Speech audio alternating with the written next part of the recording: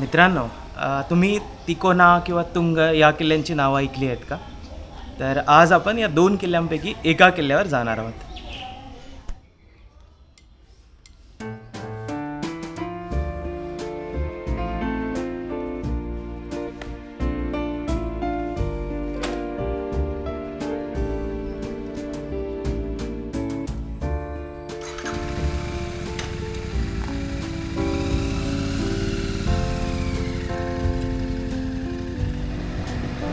एकदा पुण्याच्या बाहेर पडलो की रस्ते फार सुंदर आहेत. आता आपण लवकरच तुंग किल्ल्याच्या पायथ्याशी पोहोचणार आहोत. तोपर्यंत तुम्ही हा सुंदर रस्ता एन्जॉय करा.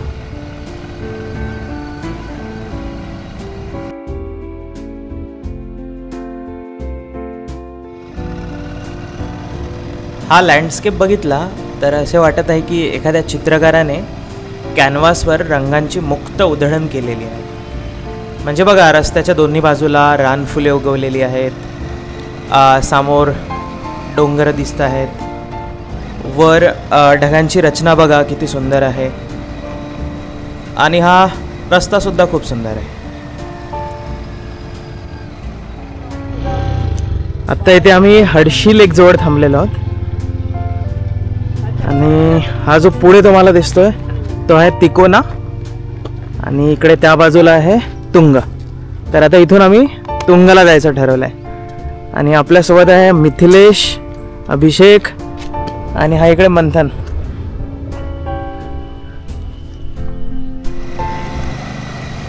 आत्ता आपण आलेलो आहोत तुंगी या गावात, म्हणजे तुंग किल्ल्याच्या पायथ्याशी वसलेले हे गाव. इथून थोडे पुढे गेलो की आपल्याला उजवीकडे वळण घ्यायचं आहे आणि तिथून मग आपण या तुंग किल्ल्याचा ट्रेक सुरू करणार. ही बघा, आत्ताच मुलांची शाळा सुटलेली आहे, म्हणजे इथे पुढे कुठेतरी छान डोंगरात या मुलांची शाळा असेल.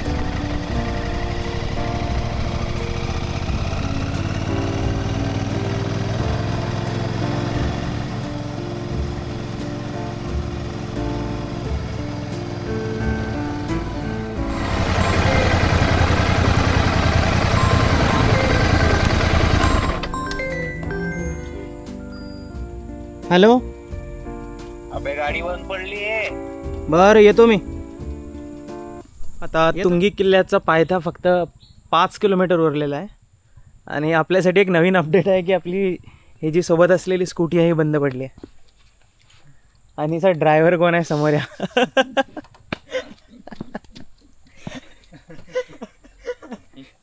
मी तर नाही जाऊ.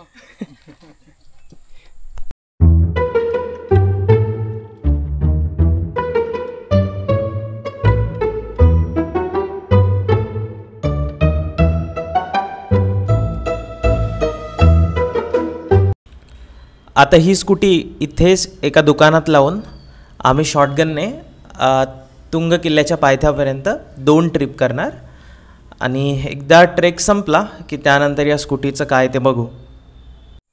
आत्ता वाजले आहेत 1:45 आणि आम्ही पोहोचलो आहे तुंग किल्ल्याच्या पायथ्याशी. तुंग किल्ल्याचे दुसरे नाव कठीणगड आहे आणि आता इथून हा ट्रेक सुरू होत आहे. तो जो वर दिसतोय आपल्याला त्या टॉप पॉईंटवर पोहोचायचा आहे.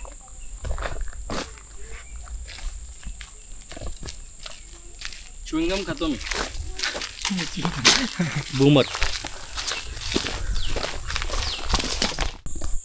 गडाची चढाई सुरू झाली की पायथ्याशी या वीरगड आहेत.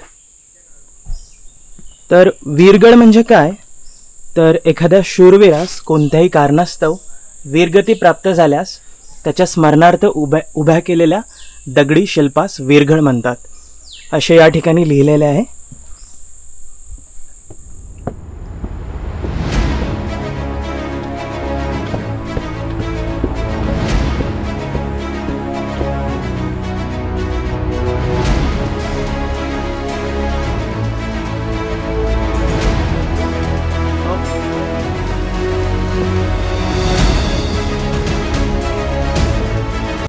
चढाईचा पहिला टप्पा पार झालेला आहे आणि आता छोटीशी विश्रांती. जर मी इथून खाली कुदलो तर ते माझ्या सगळ्यात जास्त हायस्ट जम्पमध्ये मोडलं जाईल का? हो, ऑफकोर्स. आत्तापर्यंतचा सर्वात हायेस्ट, पण तुझ्यासाठी शेवटचा हायेस्ट.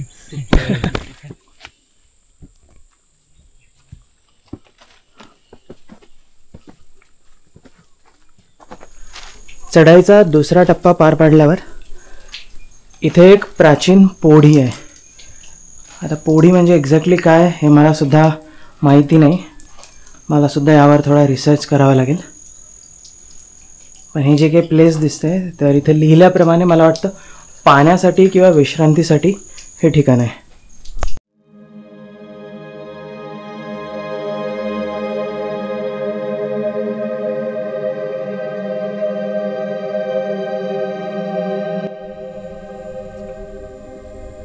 तीन चार टप्पे पार केल्यानंतर आपल्याला एक सुंदर दरवाजा लागतो आणि इथून पुढे पुन्हा एक कठीण चढाई सुरू होते.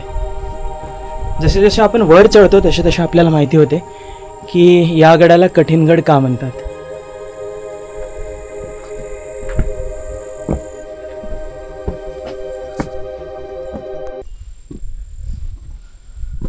आणखी थोडे वर चढलो की आपल्याला पुन्हा हा एक द्वार लागतो. या द्वाराच्या रचनेच्या बाबतीत इथे काही लिहिलेलं आहे आणि अशा दरवाजाला जिभी रचनेचे हनुमान द्वार म्हणतात. म्हणजे बुरुजाची भिंत उंच ठेवायची आणि त्यामुळे या दरवाजावरच्या हालचाली शत्रूंना सहजासहजी दिसत नाही.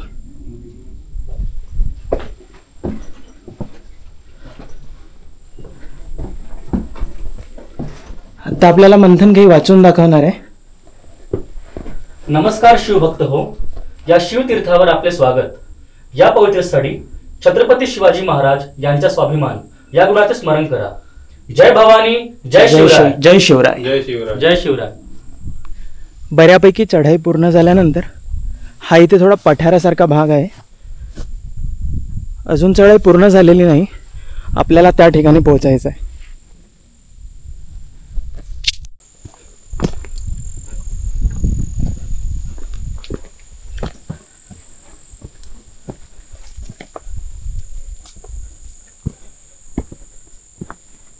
इथून आणखी पुढे आल्यावर इथे एक गणेश मंदिर आहे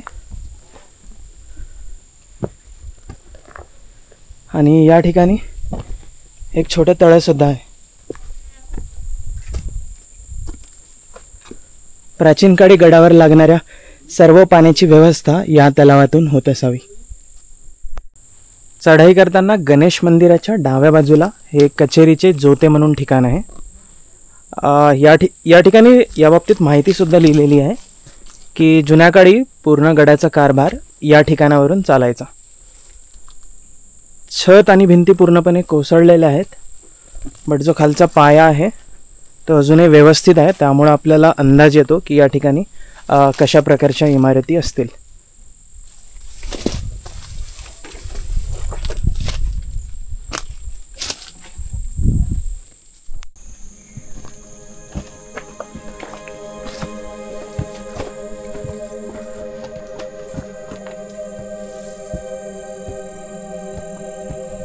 आता हा जो मागे दिसतोय तो शेवटचा टप्पा आहे आणि चढाई अतिशय कठीण आहे. आणि याआधी सांगितल्याप्रमाणे मला वाटतं यामुळेच याला कठीणगड म्हणतात. आणि चारही बाजूला अतिशय सुंदर असा निसर्ग आहे. आता आपण ही चढाई सुरू करूयात.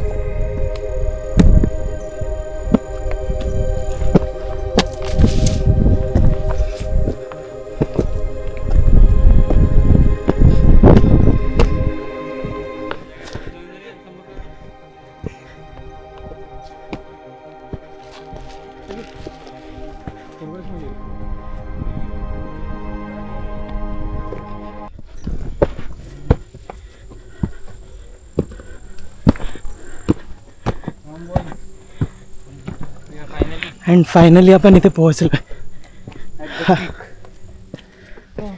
काय वाटतं अभिषेक वर पोहोचून? Very happy. मिथिलेश, खूप मजा आली. खूप खूप खूप मजा आली. हा, मंथन मोठा सदरा लागला का बेस झाला पोचलून तर.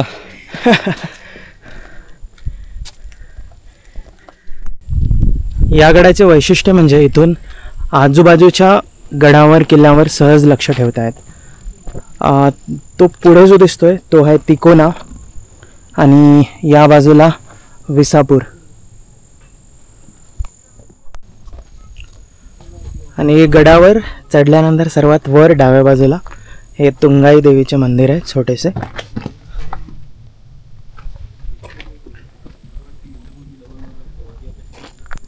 आता गडावर थोडा वेळ घालवल्यानंतर आता आम्ही खाली उतरत आहोत आणि गडावर आणलेला सर्व प्लास्टिक आपल्यासोबत परत घेऊन जात आहोत. चला.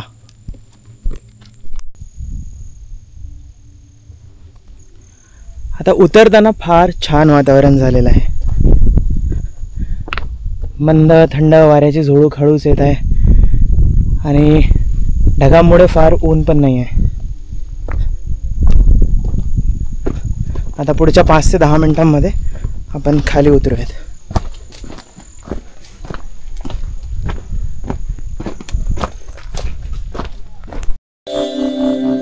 उत्तुंग भरारी घेऊया, उत्तुंग भरारी घेऊया, उत्तुंग भरारी घेऊया.